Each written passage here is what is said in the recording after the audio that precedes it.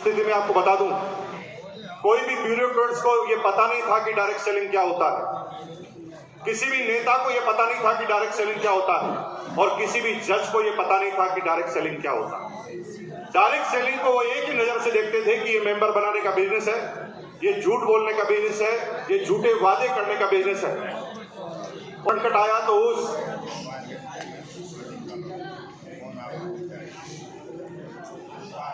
कौन बोल रहा भाई बीच में?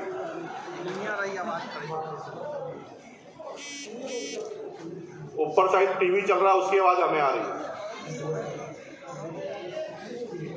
भैया कोई आवाज आ रही है आपकी टीवी चल रही है इधर, थोड़ा सा आपको सही।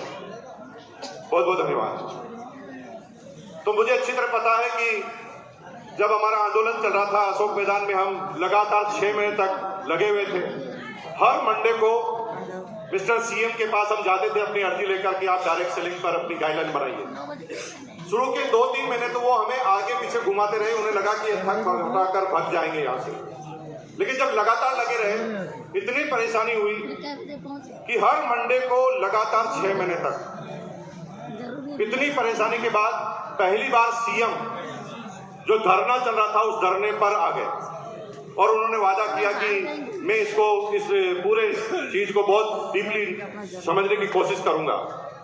और मुझे वो वक्त भी याद है जब दिल्ली से एक कॉल आया और मुझे और मेरी टीम को सीएम हाउस में बुलाया गया और डायरेक्ट सेलिंग के बारे में प्रेजेंटेशन रखने के लिए कहा गया। मुझे सोचते हुए बहुत शर्म आती है कि मैं जिस इंडस्ट्रीज को बहुत टॉप पर समझता था, सीएम लेवल के व्यक्ति उस इंडस्ट्री को कुछ भी नहीं समझते थे। जब मैं उनके सामने प्रेजेंटेशन किया तो उन्होंने कहा आरसीएम मैं नाम ले रहा हूं पहली बार, क्योंकि मैं उससे जुड़ा हुआ हूं, मुझे लेना नहीं चाहिए, लेकिन मैं माफी चाहता हूं। लेकिन मुझे यह कहा था कि आपकी जैसी जो कंपनियां है ना, वो जीवन में लोगों को प्रलोभन देती है और कई लोगों को जीवन में खत्म कर देती है। तो मैंने मिस्टर सीएम से कहा कि आप क्या जानते हैं इसके बारे में, क्योंकि उस समय हमारा पूरा डर निकल चुका था आंदोलन करते करते, और हमें लगता था कि हमारा कोई कुछ बिगाड़ ही नहीं सकता, क्योंकि हमारे से ज्यादा बिगड़ा हुआ कुछ है ही नहीं। तो टू द टू पॉइंट बात की। मैंने कहा आप क्या जानते हो? कहे भाई आप वादे करते हैं और लोगों से पैसा लेकर उनको डबल करने का वादा करते हैं। मैंने कहा ये आपकी नॉलेज गलत है। मेरे हाथ में पेन था और मैंने तुरंत पेन बताया और मैंने कहा ये पेन 5 रुपए का सर, मार्केट में इस कंपनी का पेन 5 रुपए का मिलता है और इस कंपनी में भी 5 रुपए का मिलता है। 5 रुपए का मिलने के बाद इसमें से हमारे पास एक डिस्काउंट के रूप में कमीशन भी आता है। आप मुझे सिर्फ ये बता दो कि डायरेक्ट सेलिंग है या फिर ये कोई ऐसा स्कीम है जिसके अंदर लोगों को करोड़पति बनाने के सपने दिए जाते हैं। उन्होंने कहा पेन आता है आपका? मैंने कहा पेन नहीं, ये देखिए आटा भी आता है, ये मिर्च भी आती है, ये धनिया भी आता है, ये हल्दी भी आती है। तो मुझे ये कहते हुए गर्व है कि उस समय तक मिस्टर सीएम को भी पता नहीं था कि डायरेक्ट सेलिंग में ऐसा कुछ होता है। और उसी दिन उन्होंने मुझे कहा कि आप संडे के दिन सचिवालय जाइए, मैं सारे सेक्रेटरी को बुलाता हूं, आप वहां पहुंच जाइए। मैंने कहा सर कल तो संडे है। वो कहे संडे हो या मंडे, मैं बुलाता हूं। और संडे के दिन सचिवालय खुला और हमने 5 लोगों ने उनके साथ एक मीटिंग की। उस समय तक भी राजस्थान सरकार का ये माइंड था कि इनको थोड़ा परेशान करेंगे, ये भाग जाएंगे। बार बार एक बात पर कहते थे कि आप धरना खत्म कर दो, बाकी सब हम देख लेंगे। हमने कहा ये धरना ही मेरे हाथ में नहीं है, बाकी सब मेरे हाथ में, आप बता दीजिए क्या करना। अल्टीमेट लगातार संघर्ष चलता रहा। सीएम ने बड़े सेक्रेटरी को लिखा पॉइंट पर कि ये जो लड़के गाइडलाइन चाहते हैं, गाइडलाइन बना क्यों नहीं देते आप? तो मिस्टर सीके मैथ्यू उस समय के हमारे चीफ सेक्रेटरी राजस्थान के थे, उन्होंने वो गाइडलाइन अपने नीचे अधीनस्थ प्रिंसिपल सेक्रेटरी को दे दी। अब 3 महीने तक वो लाइन घूमती रही और फिर एक गाइडलाइन बनी। 3 महीने बाद 3 लाइन की गाइडलाइन बनी। उसमें लिखा था कि ये जो लोग मेंबर बनाते हैं वो सब फर्जी होते हैं, ये गाइडलाइन बना के दे दी। और मुझे सीएम ने बताया कि भाई ये चल जाएगी क्या तुम्हारे को? मैंने कहा ये चल नहीं जाएगी, इससे तो हम और खत्म हो जाएंगे। तो तुम चाहते क्या हो?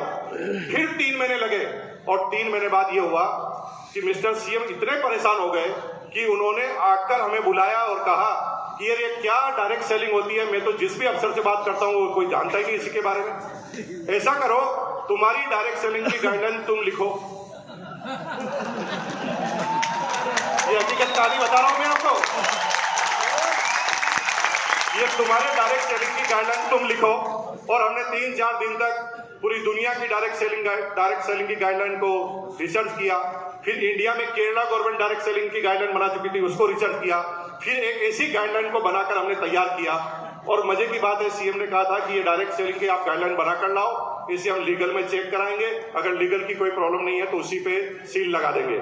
और हुआ ये कि अगले 3 दिनों में जो गाइडलाइन हमने लिखी थी उसी पर सील लग गई और दूसरा स्टेट पूरे हिंदुस्तान में बना जिसने राजस्थान, जिन्होंने डायरेक्ट सेलिंग की गाइडलाइन चालू कर दी। फिर सिस्टम चालू हुआ।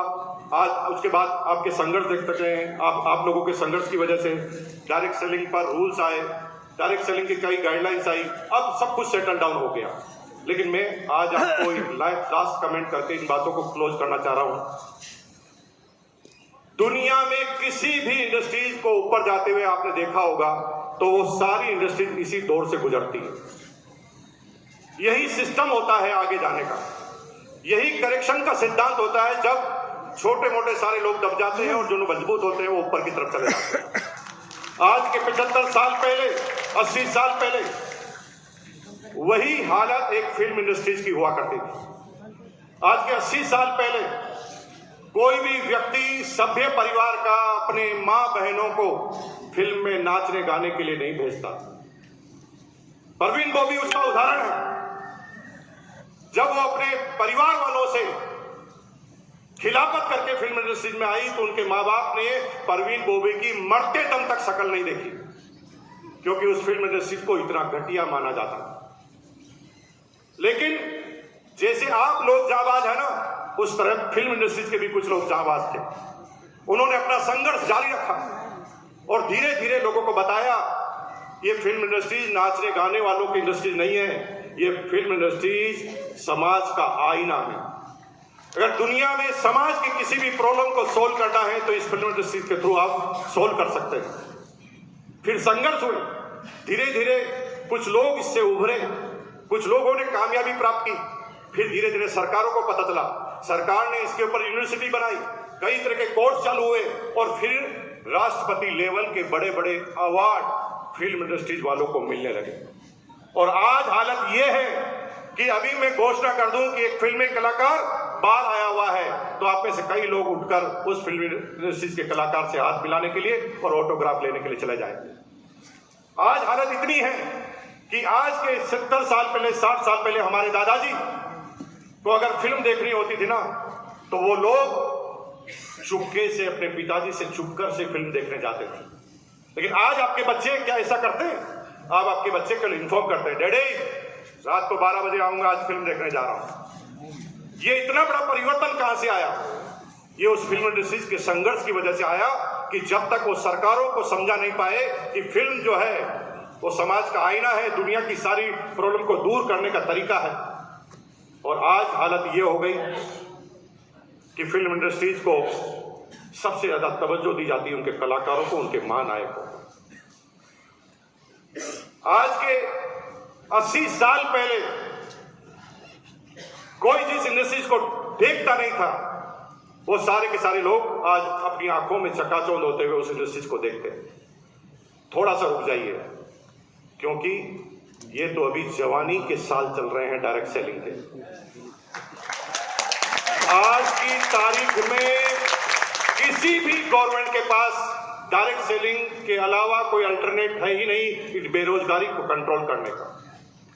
अभी तक आपने देखा कंप्यूटर की बेरोजगारी, पूरी दुनिया के वैज्ञानिक ऐसी मशीनों के आविष्कार में लगे हैं जहां पर इंसानों की जरूरत ही ना हो। एक जेसीबी मशीन आई, सारे मजदूर बेरोजगार। एटीएम मशीन आई,